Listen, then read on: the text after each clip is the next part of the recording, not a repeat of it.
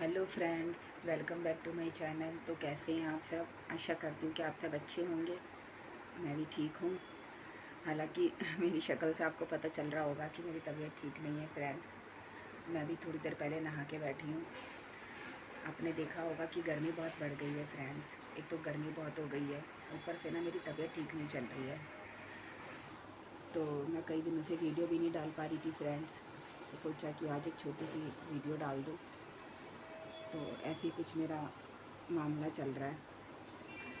तो मैं यही आपको बताना चाहती हूँ फ्रेंड्स कि देखिए, मौसम तो अपनी जगह है, गर्मी है, सर्दी है, बारिश है, जो भी है। पर जो हमारी बॉडी के अंदर चलता है उसके कहीं ना कहीं ज़िम्मेदार हम भी होते हैं। जैसे कि आप देख लो कि मैं किसी टाइम पे स्लेट आइटम खाया करती थी, जो मैंने छोड़ दी है, मुझे बहुत टाइम हो गया। बट क्या है फ्रेंड्स कि तो फ्रेंड्स मैं ये कह रही थी कि मौसम तो अपनी जगह है, सर्दी है, गर्मी है, बारिश है, कुछ भी है। तो मौसम का थोड़ा बहुत इफ़ेक्ट तो हमारी बॉडी पे पड़ता ही है। जैसे कि ठंड के मौसम में आप सभी जानते हैं कि हम कुछ भी खा सकते हैं, ऑयली खा लो, कुछ भी खा लो, नहीं नुकसान करता। पर गर्मी के मौसम में जो है बहुत हल्का खाना चाहिए और ज़्यादातर लिक्विड लेना चाहिए।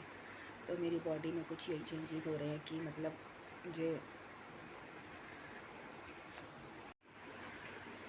वो फ्रेंड्स मेरे हस्बैंड आ गए थे, तो मैंने वीडियो कट कर दी थी, कुछ बोल रहे थे। तो मैं ये कह रही थी कि जैसे कि सर्दियों में हम लोग जो भी खाते हैं वो डाइजेस्ट हो जाता है, और गर्मियों में हमें ज़्यादातर लिक्विड लेना चाहिए, फ्रूट जूस वगैरह हो गए, और हल्का खाना चाहिए।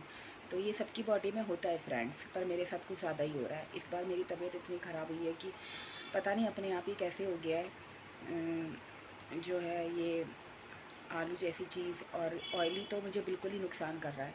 मैं कोई भी दवाई खा रही हूँ ना, ऑयली मुझे छोड़ना पड़ेगा। मैं कुछ दिनों के लिए ऑयली जब बंद करूँगी ना, तो मैं ठीक हो पाऊँगी फ्रेंड्स।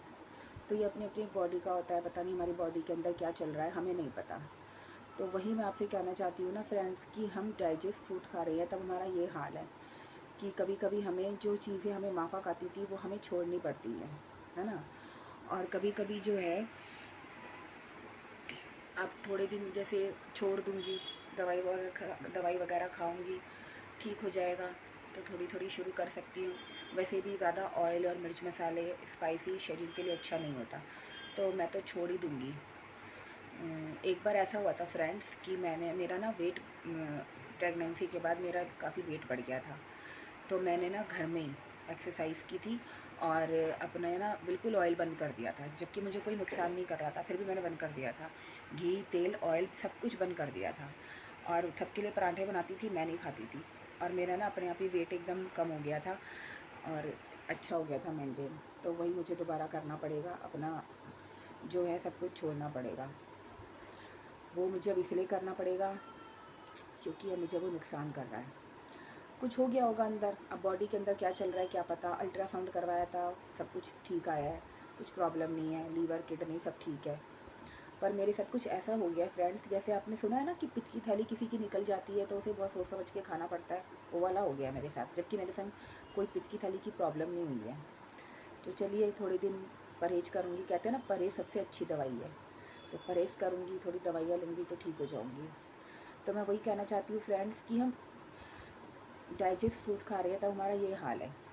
और जो डाइजेस्ट फूड ही नहीं खा रहे हैं, जो कि जानवरों की तरह जो है पत्थर खा रहे हैं, स्लेट आइटम खा रहे हैं, उनकी बॉडी में कल को क्या हो जाए नहीं पता फ्रेंड्स, ठीक है ना।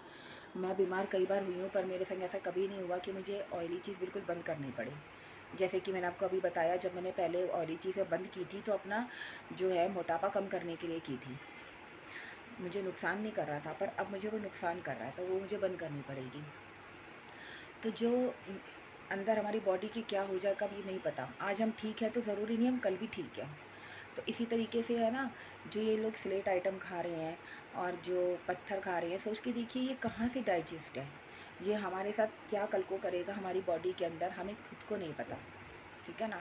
एक टाइम पे मैं भी खाया करती थी, कहते हैं इसका असर काफ़ी टाइम तक रहता है, हो सकता है उससे भी मेरे अंदर कोई प्रॉब्लम आ गई हो, जो कि मैंने काफ़ी टाइम से अभी तक नहीं खाया है। मुझे 2 महीने हो गए हैं, मैंने 2 महीने से देखा तक नहीं है, मुँह में डाला तक नहीं है, चाहे मुझे कितनी भी क्रेविंग हो, क्योंकि मैं बहुत ज़्यादा ही थक गई थी अब इस चीज़ से। तो मैंने कहा नहीं खाना है मुझे, ठीक है ना।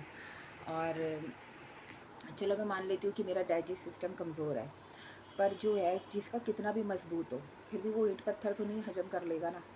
इन खाने वालों को लगता है आज ये ठीक है तो हमेशा ठीक रहेंगे, ऐसा बिल्कुल भी नहीं है फ्रेंड्स। अपनी हकीकत हर कोई अपने मुंह से नहीं बताता, हम बताते हैं।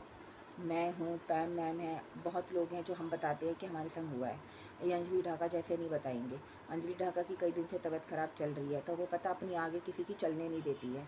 मुझे समझ नहीं आता है कि अपने घर में कैसे चलने देती होगी किसी की। वो कहती है कि डाइजेस्ट जो है ना, सॉरी मैं क्या कह रही थी, कहते कहते भूल जाती हूँ। यूँ कह रही है मुझे खांसी जुकाम हो गया था, तो मैं ना उसकी वजह से जो है बीमार थी। अब मैंने ना ठान लिया कि मैं जो है अपने आप को ठीक करके रहूँगी। मैंने विक्स लगाई, मैं ठीक हो गई। अच्छी बात है, हम तो कहते हैं हमेशा ठीक रहे, पर जो है ना ये हमेशा नहीं चलता है। हर कोई अपने अंदर की ना प्रॉब्लम नहीं बताता। अब उन्हें खांसी जुकाम थी या अंदर कुछ प्रॉब्लम थी, वो तो वही जाने। पर ये जो वो कर रही है ना, ये एक दिन उनके लिए ज़रूर हार्मफुल होगा, ये पक्की बात है, ये आप भी जानते हैं फ्रेंड्स। तो वही मैं आपको एक छोटा सा मैसेज देना चाह रही थी कि अगर आप लोग भी खाते हैं तो मत खाइए, इस चीज़ से बाहर निकल आइए, यही आपके लिए बहुत अच्छा है। क्योंकि ये हो सकता है आज वो आपको बिल्कुल भी नुकसान ना कर रहा हो, पर ये ज़रूरी नहीं है कि वो कल आपको नुकसान नहीं देगा। एक ना एक दिन ऐसा आएगा जब वो आपको हार्म करेगा, ठीक है ना फ्रेंड्स। तो इस वजह से जो है आप इस चीज़ से बाहर आ जाइए, अपने आप पे थोड़ा कंट्रोल कीजिए। नहीं कुछ होगा, नहीं होगी क्रेविंग, और होती है तो याद कीजिए उस प्रॉब्लम को जो आपको हुई है इसको खाकर, तो आपका खुद ही मन नहीं करेगा खाने का। मुझे इतनी क्रेविंग होती थी ना फ्रेंड्स, मैं आपको बता नहीं सकती। पर ना मैंने, जब मुझे क्रेविंग आज भी होती है, पर जब होती है ना तो मैं यही सोच लेती हूँ कि मुझे जो है ना क्या नुकसान किया था, मेरी क्या हालत हुई थी, और वो याद कर लेती हूँ तो मुझे जो है नहीं कुछ होता, मतलब नहीं होती कोई क्रेविंग। क्योंकि मुझे अपने अंदर का ना अपना वो दर्द याद आ जाता है जो मैंने उसे उसके लिए झेला है, जो मैं मतलब उसकी वजह से जो मुझे दर्द हुआ है, जो तकलीफ़ हुई है, वो याद आ जाता है।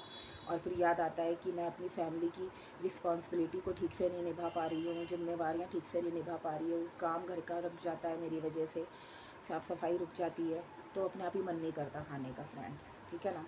आपको मेरा फेस भी कुछ कुछ कमज़ोर सा लग रहा होगा फ्रेंड्स, कुछ मेकअप भी नहीं कर रखा, कुछ ऐसे भी कमज़ोर लग रहा होगा। सोच के देखिए कि दिन में एक बार खाने वाली लेडीज़ का, एक इंसान है, उसका क्या हो रहा होगा। क्योंकि मेरा कुछ ऐसे ही चल रहा है सिस्टम। अल्ट्रासाउंड करा चुकी हूँ, इसलिए कुछ मन नहीं है चेकअप कराने का। बस मैं समझ गई हूँ मेरी प्रॉब्लम क्या है। मेरे लीवर को थोड़ा सा ना रेस्ट की ज़रूरत है, जैसे कि मुझे उसको हल्का खाना देना है। आपने देखा ना कहीं पर कोई चोट लग जाती है तो हम उस चोट को थोड़ा रेस्ट देते हैं, फिर वो धीरे धीरे ठीक होकर अपने लेवल में आ जाती है।